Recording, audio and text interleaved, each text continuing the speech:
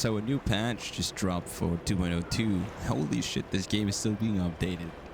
Let's just delve right into the patch. First thing is that Call of the Horde replaces Mortar's arrow volley.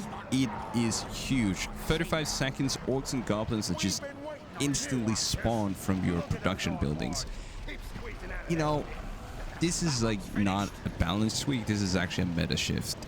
If you're playing the orc spam as Mordor, just imagine this, you send your huge army into attack the enemy, they destroy it, but well, here comes a new one, because instantly you respawned it. And here I'm only using 2 orc pits, but you could have multiple, like you could have, I don't know, 10, just imagine the actual power. So it brings a little bit back of the Biff Me 1 style of just overwhelming the enemy with orcs. So 35 seconds, just spams a bunch of orcs. That's awesome.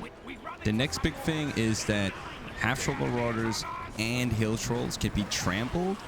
As you can see, my black riders here are just trampling these half-troll marauders and dying in the process. This is a really nice change. It removes this long-standing band-aid design that was on these units that were pikemen, couldn't get trampled but could not do revenge crush damage either.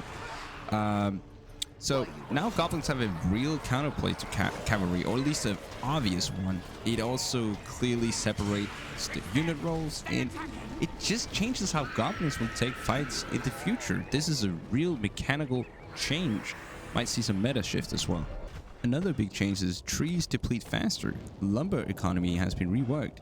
So this might look a little bit small on paper, but it's actually kind of huge in my opinion. Trees give about 16% less wood, so safe lumber spots run out much faster. Factions that use lumber mills are forced to have risky expansion, go for more map control, maybe earlier conflict, and combined with the Fuel the Fires changes, this accelerates the entire, you know, early mid-game tempo. Another huge thing in my opinion is how Balrog and Shade the Wolf have been reworked, kinda. The Balrog's health has tripled, the same with Shade of the Wolf. Armors have completely been redistributed on the Balrog. Shade of the Wolf no longer knockbacks heroes on Crush. It takes far less siege damage. Basically what this results in is longer fights, less of the instant deletes that we have been seeing on, you know, Balrog and Shade of the Wolf in late games. Maybe more tactical gameplay is required. Here's another a little bit weird, but actually I find really cool change. It's the Berserker overhaul for Isengard. Berserkers are basically a new unit in my opinion. They are cheaper now, they have much higher health and damage, they are affected by leadership buffs, fear and terror. They have better splash damage behavior, so they can easier deal with spam. They're more consistent late game as well, and they're no longer a gimmick. They're a real core unit in my opinion, so probably see a lot more Berserkers in the future. Units like Trolls, Ents, Giants and Drakes, they start healing faster and they heal quicker.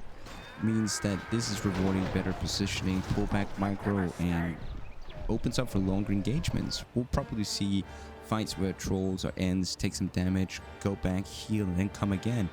Maybe higher level, you know, Ents and Trolls. It's gonna be really interesting. Here's a change that's gonna really hurt me.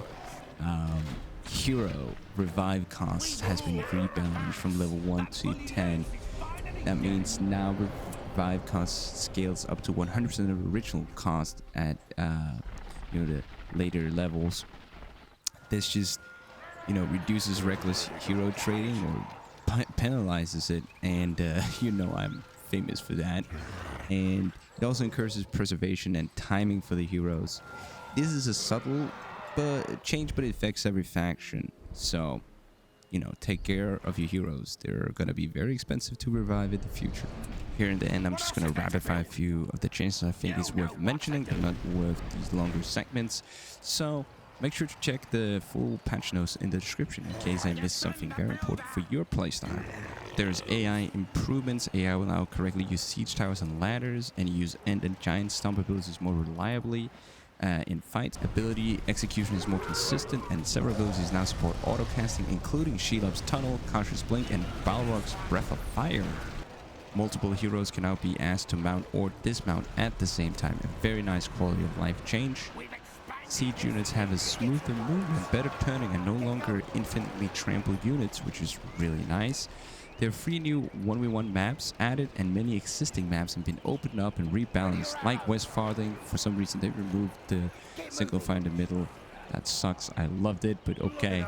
They are the devs, and they know better than me, I suppose.